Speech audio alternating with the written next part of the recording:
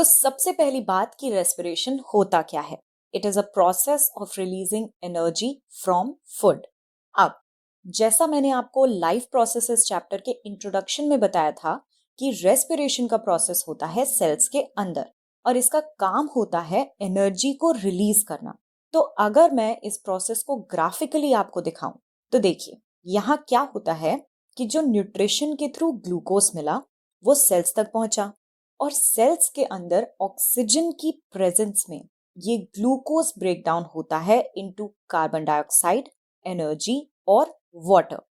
अब ये जो एनर्जी है इसे सेल्स एटीपी के फॉर्म में स्टोर कर लेते हैं। तो ये पूरा प्रोसेस होता है रेस्पिरेशन का और इसमें ये जो ऑक्सीजन बाहर एनवायरनमेंट से बॉडी के अंदर ली जाती है उस प्रोसेस को बोलते हैं ब्रीदिंग। ओके, तो चलिए अब बात कर लेते हैं इस एटीपी के बारे में कि आखिर क्या है ये एटीपी और सेल इसका यूज कैसे करता है एनर्जी करेंसी के फॉर्म में। तो देखिए, एटीपी मतलब एडेनोसिन ट्राइफॉस्फेट, यानी एडेनोसिन से ट्राई मतलब 3 फॉस्फेट अटैच्ड हैं। ऐसे ही एक और चीज होती है एडीपी, एडेनोसिन डाइफॉस्फेट, यानी एडेनोसिन से 2 फॉस्फेट अटैच्ड हैं। अब देखिए होता क्या है कि जो एनर्जी रेस्पिरेशन के वक्त रिलीज हुई थी उस एनर्जी का यूज करके सेल एडीपी से एक इनऑर्गेनिक फॉस्फेट जोड़ के एटीपी फॉर्म कर लेता है। अब जब भी सेल को एनर्जी की रिक्वायरमेंट होती है तो सेल वापस से इस एटीपी को तोड़ के एडीपी और इनऑर्गेनिक फॉस्फेट बना लेता है और उससे वो जो स्टोर्ड एनर्जी होती है वो वापस मिल जाती है, which is equivalent to 30.5 kilo joules per mole. Clear? अब रेस्पिरेशन के मोस्ट इंपॉर्टेंट फिगर पे आ जाते हैं, बहुत ध्यान से सुनिएगा। देखिए, चाहे कोई ऑर्गेनिज्म हो, एक चीज रेस्पिरेशन में सब में कॉमन है, वो है 6 कार्बन के ग्लूकोज मॉलिक्यूल का सेल के साइटोप्लाज्म में 3 कार्बन के मॉलिक्यूल पायरुवेट में कन्वर्ट होना और इसमें थोड़ी बहुत एनर्जी भी रिलीज होती है। अब यहां से चीजें थोड़ी डिफरेंट हो जाती हैं। सबसे पहले अब तक हमने जो पढ़ा यानी ऑक्सीजन की प्रेजेंस में माइटोकॉन्ड्रिया के अंदर पायरुवेट कन्वर्ट हो जाता है इनटू कार्बन डाइऑक्साइड, वाटर और एनर्जी। क्योंकि यह प्रोसेस ऑक्सीजन की प्रेजेंस में हो रहा है इसलिए इसे बोलते हैं एरोबिक रेस्पिरेशन। इसी तरह से रेस्पिरेशन का प्रोसेस कभी कभी एब्सेंस ऑफ ऑक्सीजन में भी होता है जिसे बोलते हैं एनएरोबिक रेस्पिरेशन। ये हमें देखने को मिलता है ईस्ट में, जहां पायरुवेट कन्वर्ट हो जाता है into ethanol, carbon dioxide and energy. अब देखिए, हम अगर एरोबिक रेस्पिरेशन कर रहे हैं तो वो बेटर ही होगा ना, क्योंकि हमारी बॉडी में इतने सारे सेल्स हैं तो ज्यादा एनर्जी की रिक्वायरमेंट है। तो एरोबिक रेस्पिरेशन में ज्यादा एनर्जी रिलीज होती है, अराउंड 38 एटीपी के मॉलिक्यूल्स बन जाते हैं। लेकिन ईस्ट में जो एनएरोबिक रेस्पिरेशन हो रहा है उसमें केवल 2 मॉलिक्यूल्स ऑफ एटीपी बनते हैं। तो एनएरोबिक रेस्पिरेशन से कम एनर्जी मिलती है as compare to aerobic respiration. तो क्या हमारी बॉडी में केवल एरोबिक रेस्पिरेशन ही होता है?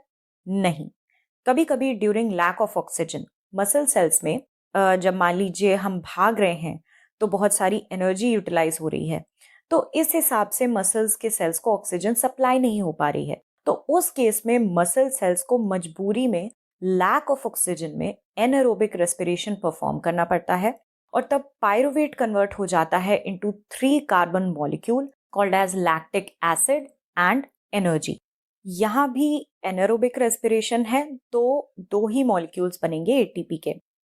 अब ये जो लैक्टिक एसिड सिंथेसाइज होता है, this is responsible for muscle cramps. जो भागने के बाद आपने फील किया होगा कि पैरों में दर्द हो जाता है, तो यही बात एग्जाम में पूछी जा चुकी है कि when a sportsman runs he gets muscle cramps, why? तो वहां आप ये इक्वेशन लिख के दिखा सकते हैं कि किस तरह से लैक ऑफ ऑक्सीजन में ग्लूकोज से लैक्टिक एसिड का फॉर्मेशन हो रहा है और आप बता सकते हैं कि इस लैक्टिक एसिड के मसल्स में बिल्डअप होने की वजह से मसल क्रैम्प्स फील होते हैं। एक बहुत ही कॉमन क्वेश्चन जो एग्जाम में पूछा जा चुका है, right any 3 differences between anaerobic and aerobic respiration, या सिंपली आपसे पूछा जा सकता है differentiate between aerobic and anaerobic respiration. तो जैसा कि मैंने आपको हमेशा बताया है कि एग्जाम में जब भी डिफरेंशिएट पूछा जाए बेस्ट तरीका है to make a table like this और बता दीजिए कि एरोबिक रेस्पिरेशन ऑक्सीजन की प्रेजेंस में होता है, एनारोबिक ऑक्सीजन की एब्सेंस में होता है। कुछ और डिफरेंसेस मैंने यहाँ दे दिए हैं, तो आप इनको अच्छे से याद कर लीजिएगा, एग्जाम के लिए काफी इंपॉर्टेंट है। तो देखिए, ह्यूमन सेल के अंदर कैसे रेस्पिरेशन का प्रोसेस होता है ये तो हमें पता चल गया।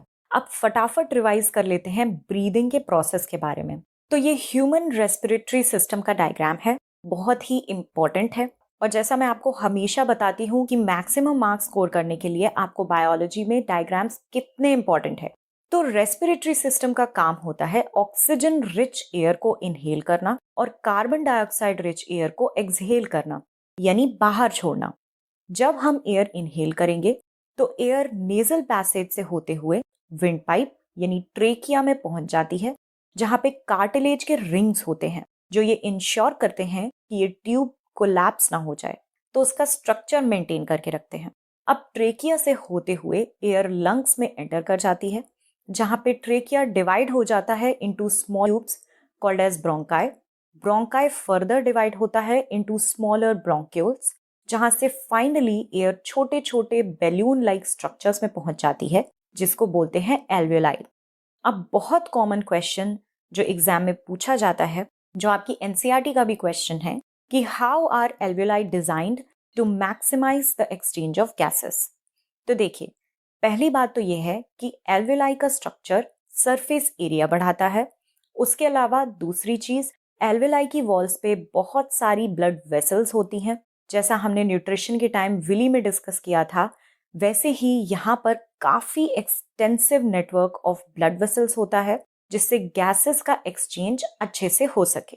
तो जो ऑक्सीजन एयर में था वो ब्लड को दे दिया जाता है, और ब्लड में रेड ब्लड सेल्स के अंदर एक पिगमेंट होता है हीमोग्लोबिन। ऑलराइट, तो ये आपको याद रखना है कि ह्यूमंस में रेस्पिरेटरी पिगमेंट होता है हीमोग्लोबिन। अब सेल्स में ऑक्सीजन पहुंची, रेस्पिरेशन हुआ, उसके बाद जो कार्बन डाइऑक्साइड मिलती है वो ब्लड के थ्रू एल्वेलाई तक पहुंचती है। कार्बन डाइऑक्साइड को हीमोग्लोबिन की कोई नीड नहीं होती, ये ब्लड में डिसॉल्व फॉर्म में ही एल्वेलाई तक पहुंच जाता है, जहां कार्बन डाइऑक्साइड एल्वेलाई की एयर में वापस रिलीज कर दिया जाता है, और फिर finally carbon dioxide rich air को बाहर एक्सहेल कर दिया जाता है। एक और चीज जो याद रखने वाली है वो ये कि जो डायफ्राम होता है, ये एक शीट ऑफ मसल्स होती है लंग्स के नीचे, और ये ब्रीदिंग इन और ब्रीदिंग आउट यानी इनहेल और एक्सहेल का जो प्रोसेस होता है उसमें हेल्प करती है। ऑलराइट, बहुत बढ़िया। तो ये हो गया ह्यूमन रेस्पिरेटरी सिस्टम रिवाइज। अब एक लास्ट टॉपिक बचता है जो कि है रेस्पिरेशन इन प्लांट्स, तो इसे भी फटाफट रिवाइज कर लेते हैं। प्लांट्स में अलग अलग पार्ट्स गैसेस को अलग अलग तरह से एक्सचेंज करते हैं। जैसे कि प्लांट्स की लीव्स में स्टोमेटा प्रेजेंट होते हैं, जिसके थ्रू गैसेस एक्सचेंज होती हैं। अगर प्लांट की स्टेम ग्रीन है तो वहां भी स्टोमेटा होते हैं। अगर स्टेम वुडी है यानी ब्राउन कलर की है तो उसमें कुछ पोर्स प्रेजेंट होते हैं जिन्हें लेंटिसल्स बोलते हैं, जो रेस्पिरेटरी गैसेस का एक्सचेंज करने में हेल्प करती हैं। तो बेसिक कहानी प्लांट्स के केस में रेस्पिरेशन की ये है कि प्लांट्स में दिन के समय फोटोसिंथेसिस होता है और रेस्पिरेशन भी होता है। जो कार्बन डाइऑक्साइड रेस्पिरेशन से बनती है वो फोटोसिंथेसिस के लिए यूज कर ली जाती है, और फोटोसिंथेसिस से जो ऑक्सीजन बनी वो रिलीज होती है। तो मेजरली दिन के टाइम प्लांट ऑक्सीजन रिलीज करता है। रात के समय फोटोसिंथेसिस नाइट ही नहीं है तो ऑक्सीजन तो नहीं बनी, लेकिन रेस्पिरेशन रात में भी होता रहता है, तो मेजरली रात को प्लांट कार्बन डाइऑक्साइड रिलीज करता है।